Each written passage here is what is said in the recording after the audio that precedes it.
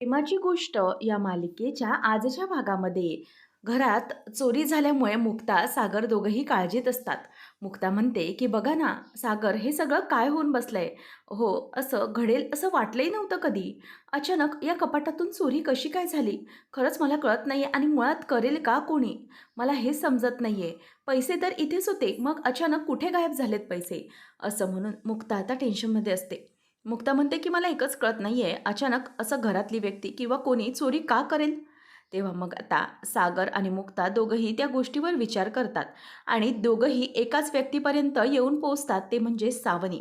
सागर, मुक्ता एकाच वेळेला सावनीचं नाव घेतात आणि मग सागर म्हणतो की तीच तीच असेल, मी तुम्हाला सांगतो. मुक्ता म्हणते की सावनी, पण आपल्याकडे काही प्रूफ नाहीये ना त्याबद्दल. तेव्हा सागर म्हणतो की मला तर वाटतंय की तीच बाई बेकार आहे. तीच हे सगळं करू शकते. सावनीच हे सगळं करू शकते, मी तुम्हाला सांगतोय. तेव्हा मग मुक्ता म्हणते की नाही, पण सागर ती तर माझ्याबरोबर होती, क्लिनिकला घेऊन गेले होते मी तिला. नंतर सागर म्हणतो की मग याच्यानंतर एकच व्यक्ती घरामध्ये आहे. मुक्ता विचारते की कोण? तेव्हा सागर म्हणतो की लकी. लकीने हे सगळं केलेलं असेल. तेव्हा मग मुक्ता म्हणते की नाही हा सागर, अजिबात नाही. लकी हे सगळं करू शकणार नाही.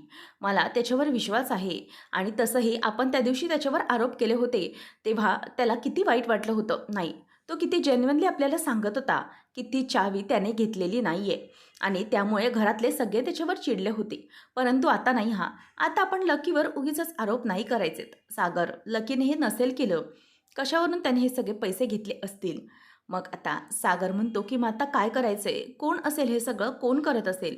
बाहेरची कोणी व्यक्ती घरात आली नाही आणि घरातल्या कुठल्या व्यक्तीने चोरी केली नाही. मग पैसे गेले तरी कुठे? असा विचार आता सागर आणि मुक्ता करत असतात. नंतर सागर म्हणतो की मुक्ता, आता एकच पर्याय आहे आपल्याकडे. ते म्हणजे पोलिसांना या सगळ्यामध्ये इन्व्हॉल्व करावंच लागेल. मी आता पोलिसांना फोन लावतो.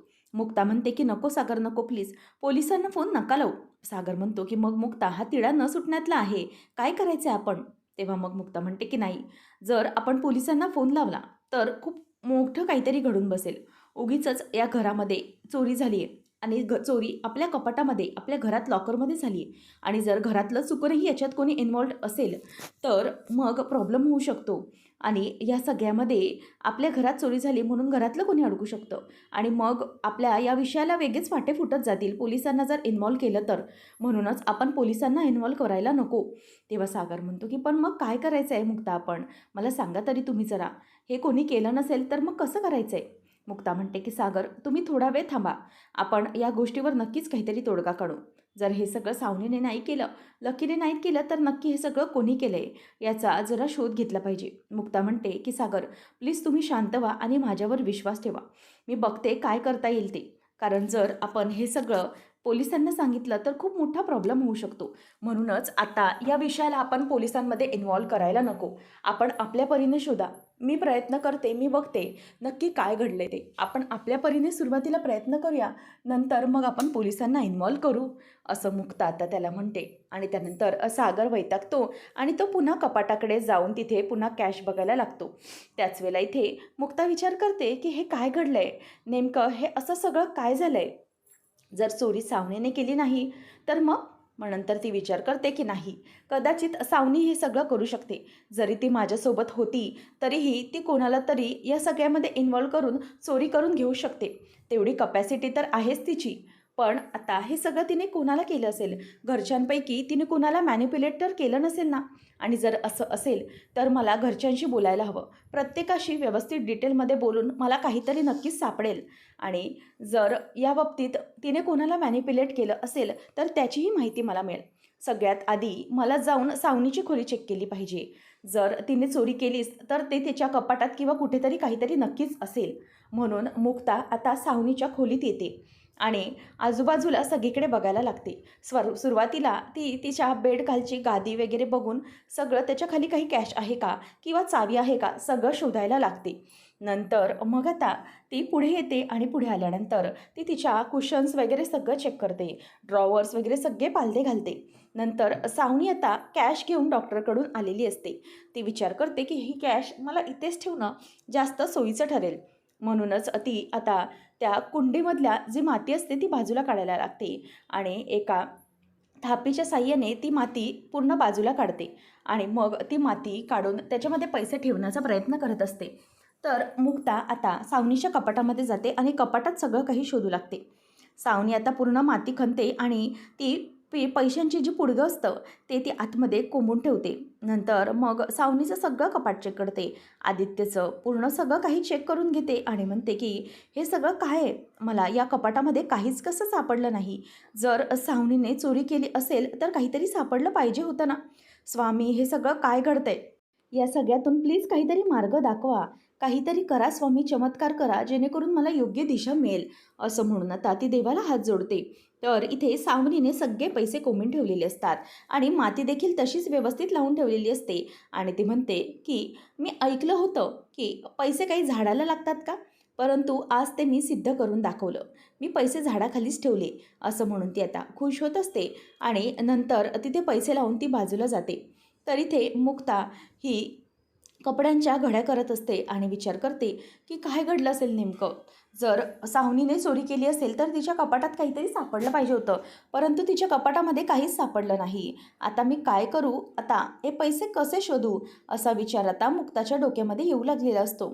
मुक्ता म्हणते की नाही, काहीतरी झालं पाहिजे, काहीतरी चमत्कार कर स्वामी आणि लवकर माझे पैसे सापडू दे. जर सागरने या सगळ्यामध्ये जर पोलिसांना इन्व्हॉल्व केलं तर खूप मोठा प्रॉब्लेम होऊ शकतो. कशी दिशा मिळेल मला? असं ती विचार करते. नंतर मुक्ता ही लकीच्या कपाटामध्येच त्याचे कपडे ठेवण्यासाठी येते. लकीचं शर्ट वगैरे व्यवस्थित ती ठेवते आणि नंतर त्या शर्टच्या दुसऱ्या शर्ट खालून एक चावी खाली पडते आणि ती कपाटातली चावी बघते आणि म्हणते की हे काय? लकीची चावी. आणि ती विचार करते की ही तर लकीची चावी नाही आहे. ही चावी लकीने अशी शर्ट खाली का ठेवली बरं? मग ती बघते आणि लक्षात येतं की ही चावी तर माझ्या कपाटाची आहे आणि मग माझ्या कपाटाची चावी माझ्याकडेच आहे. मग लकीकडे ही चावी कशी आली? याचा अर्थ लकीने आमच्या कपाटाची डुप्लिकेट चावी बनवून घेतली का? असा विचार मुक्ता करते आणि तिला खूप काळजी वाटू लागते. ती म्हणते की बापरे, याचा अर्थ लकीने आमच्या कपाटाची डुप्लिकेट चावी बनवली आणि लकीने पैसे चोरलेत. नाही नाही, माझा याच्यावर विश्वास नाही बसत आहे. हे सगळं लकी कसं करेल? मला त्याच्याशी एकदा बोललंच पाहिजे. लकीने चोरी केली आहे की नाही केली, की सावनीने काही त्याच्याबरोबर केलं आहे? हो, कदाचित सावनीनेच लकीला भरीस पाडलं असणार. काहीतरी नक्कीच झालेलं आहे. नाही, हे मला सगळं आता लकीशी बोललं पाहिजे, त्याशिवाय हा तिढा सुटणार नाही. आता मुक्ता मात्र डोक्याला हात मारून घेते. काय झालं, काय घडेल याचा विचार तिच्या डोक्यामध्ये आता अवतीभोवती फिरायला लागतो आणि तिला खूप काळजी वाटते. ती म्हणते की नाही, मला अगोदर हे सगळं सागरला सांगण्याच्या आधी लकीशी बोलून घेतलं पाहिजे. मागच्या वेळेलाही तसंच झालं. लकी सगळ्यांसमोर तोंडावर पडला, परंतु आता नाही. आता मला हे सगळं त्याच्याशीच बोलून कबूल करून घेतलं पाहिजे. नक्कीच तो मला काहीतरी सांगेल. आता लकीशी बोलण्यासाठी मुक्ता तयार झालेली असते. तर लकी इथे जिथे त्या डॉक्टरने सांगितलेलं असतं तिथे झोपून असतो आणि नंतर मग एक माणूस येतो आणि म्हणतो की ए, चल चल, उठ उठ, निघ निघ. तेव्हा मग लकी म्हणतो की असं काय बोलताय तुम्ही? अहो, इथे मी ऑपरेशनसाठी आलेलो आहे. ते डॉक्टर आहे ना, त्यांनी मला इथे सांगितलं ना बसायला, म्हणून मी इथे बसलो आहे. तेव्हा मग लगेच तो माणूस म्हणतो की नाही, इथे कसला डॉक्टर वगैरे नाही, इथे कोणतंही ऑपरेशन होत नाही. लकीला मात्र धक्का बसतो. लकी म्हणतो की तुम्ही काय बोलताय? अहो, इथे डॉक्टर कोल्हे आहेत ना, त्यांनी मला सांगितलं की इथे बसा म्हणून. माझं ऑपरेशन आहे ना खूप मोठं, म्हणून इथे मला बसायला सांगितलं आणि नर्स देखील येतील असं सांगितलं मला, म्हणून मी इथे बसलो आहे. तेव्हा तो म्हणतो की नाही, असं इथे काहीच होत नाही. इथली जागा फक्त भाड्याने घेतली जाते 2 तास ते 20 तासापर्यंत. 2 तास संपले, आता इथून निघा. लकी आता म्हणतो की नाही थांबा, मी त्या डॉक्टरला कॉल लावतो आणि तो फोन लावतो. तर स्वाती स्वयंपाक बनवत असताना तिच्या डोक्यामध्ये लकीचे विचार येतात. ती म्हणते की लकी हे पैसे घेऊन गेला, नक्कीच हे पैसे दादूसचे तर नसतील ना. तेवढ्यात आता मुक्ता ही लकीला शोधत लकीला कॉल लावते. मुक्ता स्वातीला येऊन विचारते की स्वातीताई, तुम्ही लकीला कुठे पाहिलत का? तेव्हा मग ती म्हणते की नाही गं, लकी तर सकाळीच निघून गेला ना. ती म्हणते की काय गं, पैशांबद्दल काही आहे का? मला जरा तुझ्याशी बोलायचं होतं. मुक्ता म्हणते की बोला ना, काय झालं आहे? तेव्हा स्वाती म्हणते की अगं, लकी ना सकाळी जेव्हा बघ मी तुझ्या रूमच्या बाहेर पडले, त्यानंतर तोही पैशांचे एक पिशवी घेऊन बाहेर पडला होता. कारण ते पैसेतले बंडल खाली पडले आणि मग मी लकीला विचारलं. मुक्ता म्हणते काय बोलला मग तो? तेव्हा स्वाती म्हणते की तो म्हणाला की हे पैसे काहीतरी त्याच्या मित्राचे आहेत, त्याचं लग्न आहे ना, त्याच्या शॉपिंगसाठी वगैरे त्याने त्याच्याकडे ठेवायला दिले होते. परंतु मला हे कारण काही पटलं नाही. म्हणूनच मी त्याच्याशी बोलायला बघत आहे, परंतु तो माझा फोनही उचलत नाही. तेव्हा मग आता मुक्ता म्हणते की नक्की काय झालं असेल, लकीने हे सगळं केलं नसेल ना. तेव्हा स्वाती म्हणते की काय झाले मुक्ता, तू कसला विचार करते. आणि त्याच वेळेला मुक्ता पटकन बाजूला निघून जाते. आणि लकी सारखा सारखा त्या डॉक्टरला कॉल लावत असतो, परंतु तो डॉक्टर काही फोन उचलत नाही. तेवढ्यातच एक नर्स येते. तेव्हा लकी म्हणतो की बघितलं, या नर्स येणार होत्या. नर्स, ते डॉक्टर कुठे गेले? अहो, माझं ऑपरेशन आहे आणि तुम्ही येणार म्हणून सांगितलं त्यांनी. ती नर्स म्हणते की ॲक्च्युली मी पण इथे नर्स नाही, मी खोटी नर्स आहे. इथे मी शूटिंगसाठी आली आहे, मला शूटिंगसाठी बोलवण्यात आलं आणि माझं काम झालेलं आहे आता. हे ऐकल्यानंतर मात्र लकीच्या पायाखालची जमीन सरकते. तेव्हा तो माणूस म्हणतो की झाली खात्री तुमची, चला निघा आता. इथे फक्त भाड्याने पैसे घेऊन जागा देतात, बाकी काही नाही. तेव्हा मग लकी म्हणतो की 5 मिनटं थांबा, एक शेवटचा कॉल करतो मी. त्यावेळेला मग आता लकी सावनीला फोन लावतो आणि सावनीला म्हणतो की सावनी, अगं खूप मोठा प्रॉब्लेम झाला इथे. तेव्हा सावनी म्हणते की काय रे लकी, काय झालं? मुद्दा मस्ती दाखवत असते. लकी म्हणतो की अगं, तो डॉक्टर मला म्हणाला की ऑपरेशन करू, परंतु तो डॉक्टर आता इथे नाहीच आहे. दुसरे ते येऊन मला सांगतायत की ही जागा भाड्याने वगैरे घेतली जाते. नक्की काय प्रकरण आहे सगळं? अरे मी डॉक्टरला फोन लावते तर तो फोनही उचलत नाही. तेव्हा मग सावनी म्हणते की अरे असं कसं होईल? अरे डॉक्टरचा कदाचित नेटवर्क प्रॉब्लेम असेल, तू पुन्हा पुन्हा ट्राय कर ना फोन. तेव्हा मग तो म्हणतो की नाही, मी फोन करतोय परंतु तो फोन उचलतच नाही आहे. तूच मला आता डॉक्टरचा नंबर दिलेलास ना, मला सांग ना नक्की काय आहे. तेव्हा सावनी म्हणते की अरे असं कसं, आता मी फक्त तुला सांगितलं होतं, पैसे देण्याचं काम आणि भेटण्याचं काम तर तूच केलं होतंस ना, मग मी कसं करू. आणि काय आता मी त्या डॉक्टरला कॉल लावत बसू का? एक काम कर, तू कॉल ट्राय करत राहा, तो नक्कीच उचलेल आणि तू घाबरू नको. तेव्हा सावनीला तो म्हणतो की नाही सावनी नाही, ही छोटी छोटी गोष्ट नाही आहे. अगं, जवळजवळ 10 लाख रुपये दिलेत त्याला मी ऑपरेशनसाठी आणि घरातले पैसे चोरून त्याला मी हे पैसे दिले होते. खरंच हे जर नाही झालं ना तर खूप मोठा प्रॉब्लेम होईल गं. तेव्हा सावनी म्हणते की लकी, तू घाबरू नकोस हां, तू ना त्या डॉक्टरला सारखा सारखा फोन ट्राय करत राहा, तो नक्कीच उचलेल हां. तेव्हा मग ती म्हणते की बरं ठीक आहे, चालेल, तू फोन कर त्याला. असं म्हणून आता ती त्याचा फोन कट करून टाकते. लक्की सावनी सावनी असा आवाज देत असतो, तरीही सावनी फोनवर राहत नाही, ती फोन ठेवते. आणि आता मात्र लकीच्या लक्षात आलेलं असतं की हा जो सगळा झाला आहे तो त्याच्यासोबतचा फ्रॉड झालेला आहे आणि आता ते पैसे घेऊन गेला आहे. मग इथे सावनी खूपच खुश होते. सावनी म्हणते की बावळट लकी, त्याला कळलंही नाही की हा सगळा फ्रॉड आहे आणि त्याच्यामध्ये मी देखील इन्व्हॉल्व आहे. खरं तर मला लकीची अवस्था अगदी बघण्यासारखी वाटत होती. लहानपणी मी आणि मिहीर कसे हुकला ब्रेड लावून उंदराला पळवत होतो आणि मग उंदीर आमच्या ट्रॅपमध्ये अडकला की जसा त्या पकडलेल्या उंदरासारखा चेहरा होतो ना बारीक, तसाच चेहरा आता त्या लकीचा झालेला असणार. ते बघायला खरंच खूप मजा आली असती. परंतु आता लकी कुठल्या अवस्थेत असेल हे त्यालाच माहिती, कारण त्याने खूप मोठा ट्रॅपमध्ये अडकलाय आणि सगळे पैसे आता हडप झालेत. तर इथे हे ऐकल्यानंतर लकीला टेन्शन येत असतं. लकी म्हणतो की मी काय करू, तो सारखा सारखा फोन लावत असतो. तेवढ्यातच इथे आता त्याला स्वाती फोन करते आणि मग तो म्हणतो की स्वाती ताई, हिने मला आता का कॉल केला असेल?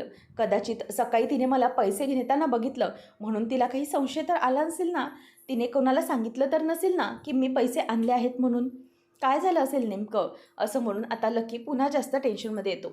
आता मात्र त्याचे पूर्ण धीर सुटतात आणि तो म्हणतो की नाही, हे सगळं आता स्वातीताईला समजलं, ती सगळं दादूसला सांगणार आणि मग माझी वाट लागणार.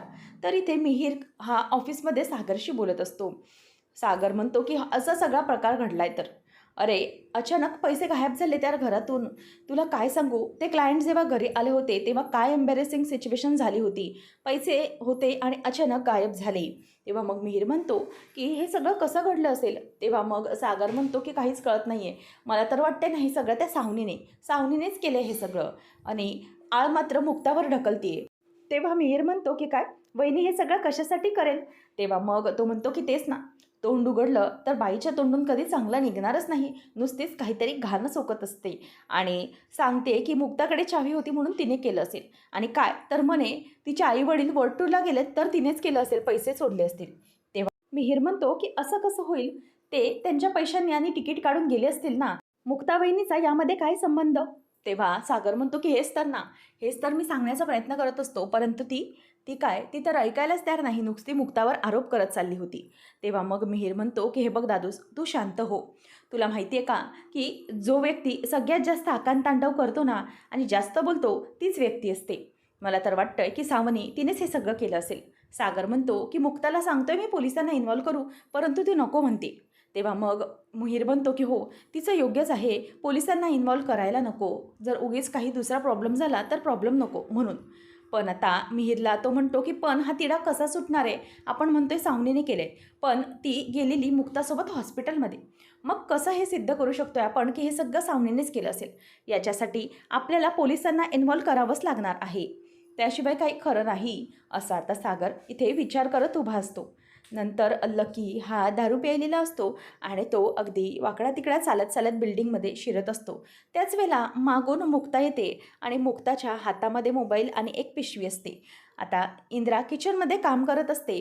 मुक्ता म्हणते की "लकीला काय झालंय?" आता मुक्ता आतमध्ये येते, तेव्हा बघते आणि म्हणते की "लकी हा कुठे गेला अचानक? कुठे गायब झाला?" म्हणून ती इंद्राकडे येते आणि म्हणते की "मम्मी हे घ्या कांदे." तेव्हा इंद्रा म्हणते की "आणलेस तू कांदे?" तेव्हा ती सांगते की "हो, हे घ्या कांदे." मग इंद्रा त्यातला एक कांदा घेते आणि म्हणते की "हे बाकीचे तिकडे लावून ठेव."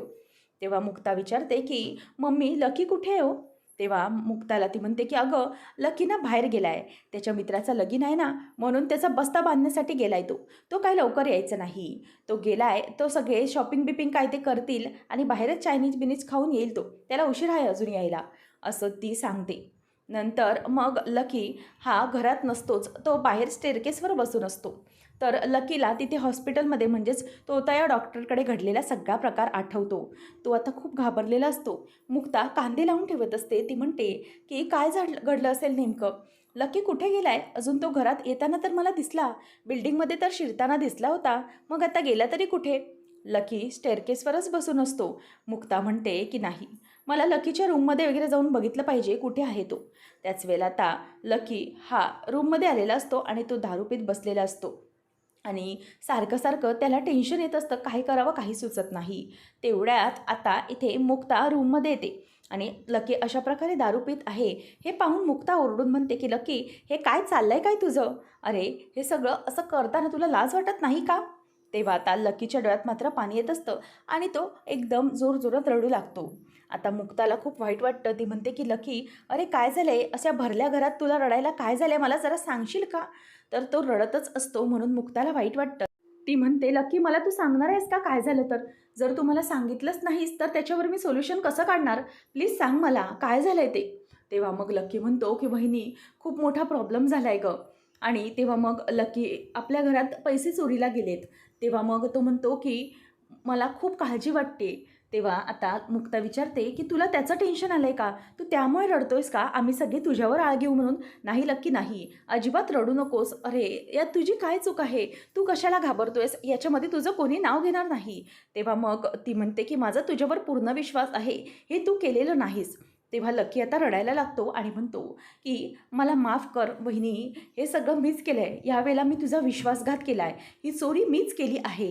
असं म्हणून आता लकी सगळ्याच गोष्टींची कबुली मुक्ताला देतो आणि हे ऐकल्यानंतर मात्र आता मुक्ताला खूप मोठा धक्का बसतो.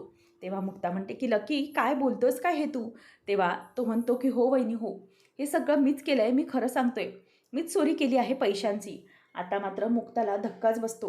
पुढच्या भागामध्ये आपण पाहणार आहोत मुक्ता आता सगळं कारस्थान सावनीचं लकीकडून समजून घेते आणि लकीला म्हणते की "आता सावनीचं हे सगळं कारस्थान आहे ते मी उघड पाडणार आहे आणि सावनीला यावेळेला मी काही करून घराच्या बाहेर काढणारच.